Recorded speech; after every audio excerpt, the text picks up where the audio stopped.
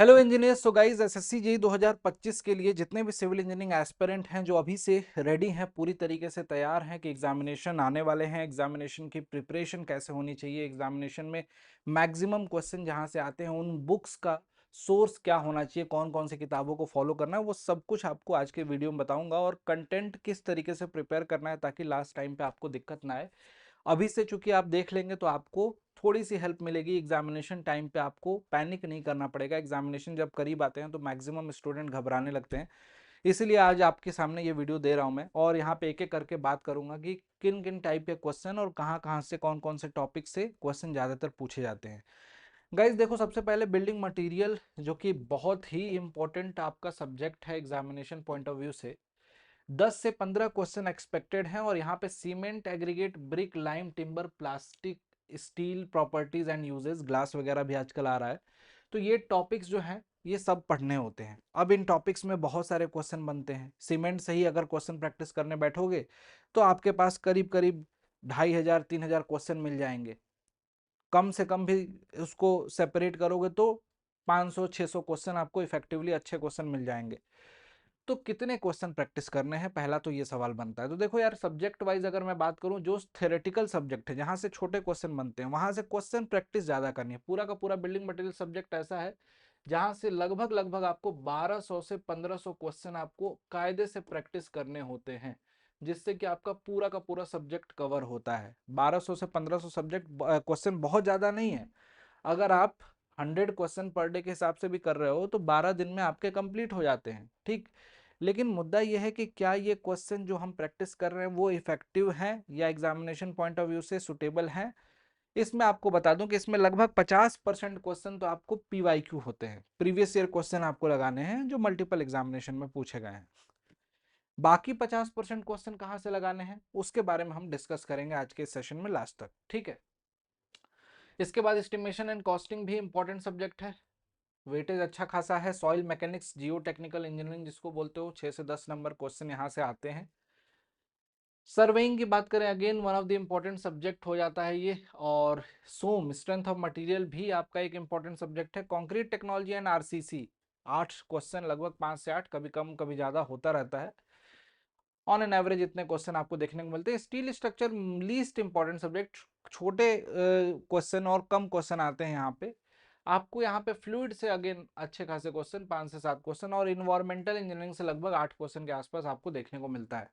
तो ये जो जो सब्जेक्ट है ना जहाँ पे क्वेश्चन आपको ज्यादा देखने को मिल रहे हैं, इरिगेशन एंड हाइड्रोलॉजी से 5 से 7 क्वेश्चन, ट्रांसपोर्टेशन से 3 से 5 question, construction planning and management से 2 से 3 क्वेश्चन आपको देखने को मिलते हैं। अब रही बात इनमें मेजर सब्जेक्ट जो है उनको हम पढ़े कहाँ से। देखो, एक तो काम ये कर सकते हो कि आपके पास सबसे बेस्ट तो तरीका मैं बताऊं कि कुछ सब्जेक्ट ऐसे हैं जिसको स्टैंडर्ड बुक में कभी कभी टच करना चाहिए। उन कुछ सब्जेक्ट में दो स्टैंडर्ड सब्जेक्ट्स की बात करूंगा जो थ्योरेटिकल हैं। उसके लिए आप सभी को मैं रिकमेंड करता हूं कि सर स्टैंडर्ड किताबों को पढ़ना चाहिए, चाहे किसी भी प्लेटफॉर्म पे आप पढ़ रहे हो। भले सारे टीचर ये बोलते हैं आपको कि स्टैंडर्ड किताब पढ़ने की जरूरत नहीं है, लेकिन टीचर भी वो 60 घंटे या 80 घंटे के लेक्चर में उस स्टैंडर्ड किताबों के सारे कंटेंट को आप तक नहीं पहुंचा पाते हैं।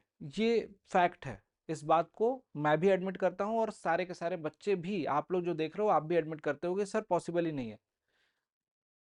रही बात कॉन्सेप्चुअल क्लैरिटी की, तो वो सारी की सारी चीजें क्लास में आपको मिल जाती हैं। ऑलमोस्ट 90% पोर्शन भी आपका कवर हो जाता है। लेकिन जो थियरी के सब्जेक्ट है, आजकल जो क्वेश्चन पूछे जा रहे हैं बिल्डिंग मटेरियल एंड कंस्ट्रक्शन से पूछे जा रहे हैं, इक्विपमेंट से पूछे जा रहे हैं, तो उसके लिए आपको कभी कभी हफ्ते में 2 घंटे 3 घंटे बुक्स को भी आपको देखना है। बुक्स में कौन कौन सी, रैंडम किसी भी किताब की बात नहीं कर रहा हूँ। देखो, जैसे बिल्डिंग मटेरियल और इन्वायरमेंटल इंजीनियरिंग है, ये दो ऐसे सब्जेक्ट है जहां पे आपको किताबों का सहारा कभी कभार लेना पड़ेगा और लेना चाहिए। मेरा सजेशन तो यही है। क्या कर सकते हैं इसमें? देखो, इसमें एक एस के दुग्गल है, दुग्गल जी की किताब आती है, एक रंग वाला आती है। ये दोनों किताबें अच्छी हैं, ये दोनों बुक्स अच्छी हैं। एस के दुग्गल भी अच्छी किताब है और रंग वाला भी अच्छी किताब है। बहुत सारे लोग बीटेक वगैरह में ये रंग वाला यूज किया होगा आपने, ठीक। इनमें से कोई भी किताब है, उसको थ्योरी पोर्शन, उसका प्रोसेस वगैरह कहीं दिया हुआ है, लेवलिंग का प्रोसेस दिया हुआ है, ठीक, 2 पॉइंट प्रॉब्लम कहीं दिया हुआ है, उसको एक बार आपने पढ़ लिया तो वो चीजें आपके दिमाग में स्टोर हो जाएंगी। सर्वेइंग जो है बीसी पुनमिया, अगर है तो ठीक है, नहीं तो उसको लेने की जरूरत नहीं है। इन 3 सब्जेक्ट को आपको इन्वायरमेंट और बिल्डिंग मटेरियल के लिए मैं मेनली समझा रहा हूँ। कुछ स्टैंडर्ड किताबें बच्चे अक्सर पूछते रहते हैं, तो इसलिए मैंने यहाँ पे बताया है। सोम के लिए भी आती है, बीसी पूनमिया इसकी ऑब्जेक्टिव भी आती है, जिसमें ऑब्जेक्टिव क्वेश्चन भी दिए रहते हैं, और एक आर के बंसल आती है, ठीक है। आरसीसी के लिए एक एके जैन आती है। एके जैन तो अच्छी किताब है ही, लेकिन सबसे स्टैंडर्ड किताब होती है पिल्लई एंड मेनन। ये जो किताब है बहुत औसम बुक है, जिससे कि मैंने भी पढ़ाई की है।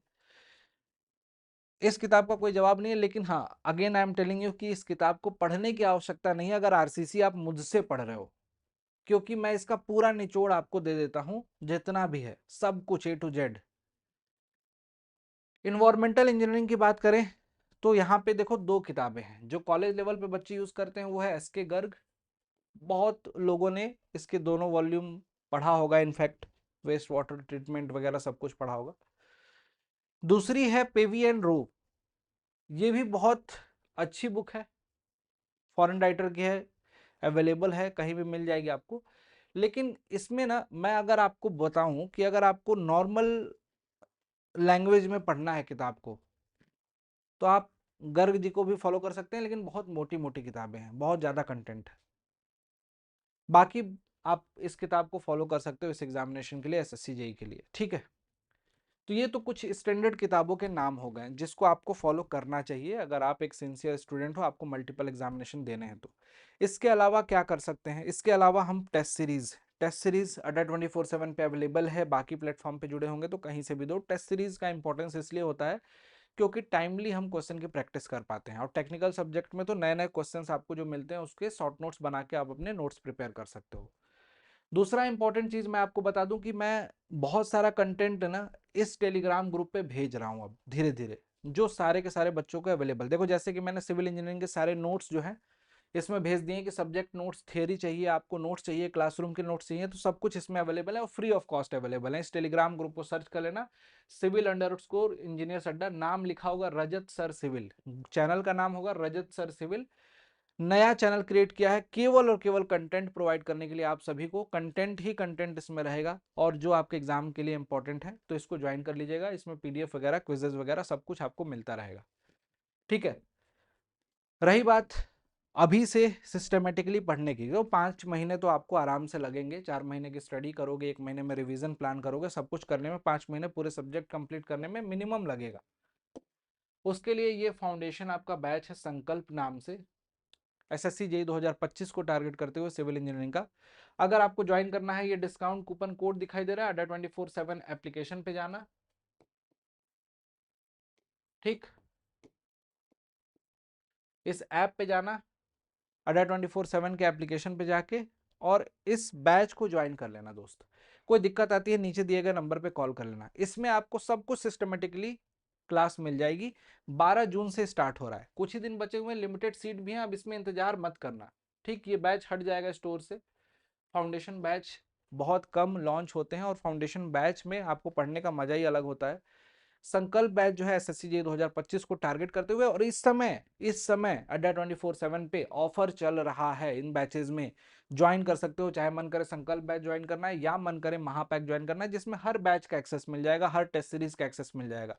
डिस्काउंट कूपन कोड याद रखिएगा, इस कूपन कोड को अप्लाई करते ही प्राइस हो जाएगी सबसे कम, मिनिमम। ऑफर किस चीज का चल रहा है अभी आपको पता ही है कि अड्डा 24/7 मंथ के एंड में या मिड में 2 बार ऑफर निकालता है। अब यहाँ पे एक ओकेजन भी है, त्योहार भी आ रहा है एक, और साथ ही साथ आप सभी को बता दूं कि बेस्ट टाइम है आपके प्रिपरेशन को शुरू करने का। आरआरबी के एग्जामिनेशन ओवर हो चुके हैं, टारगेट आपका एसएससी जेई है। एसएससी जेई को अगर टारगेट कर रहे हो तो पढ़ना स्टार्ट कर दो, टाइम बहुत लिमिटेड है।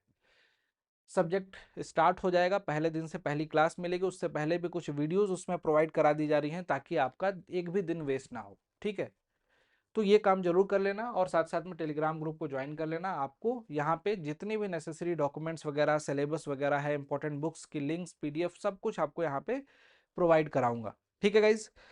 सो आज के वीडियो को यहीं वाइंड अप करते हैं। बाकी उम्मीद है कि आपको इंपॉर्टेंस समझ में आ गया होगा सब्जेक्ट्स वगैरह का, उस हिसाब से अपनी प्लानिंग करके पढ़ाई स्टार्ट कर देंगे आप लोग, क्वेश्चन प्रैक्टिस करना स्टार्ट कर देंगे। अगर बुक्स, स्टैंडर्ड बुक्स को नहीं पढ़ते, थोड़ा बहुत पढ़ना भी स्टार्ट कर देंगे, जिससे कि आपको ओवरऑल बेनिफिट मिलेगा। Thank you so much, bye bye, take care, till then keep learning guys. मिलते हैं आपसे नेक्स्ट वीडियो में, थैंक यू।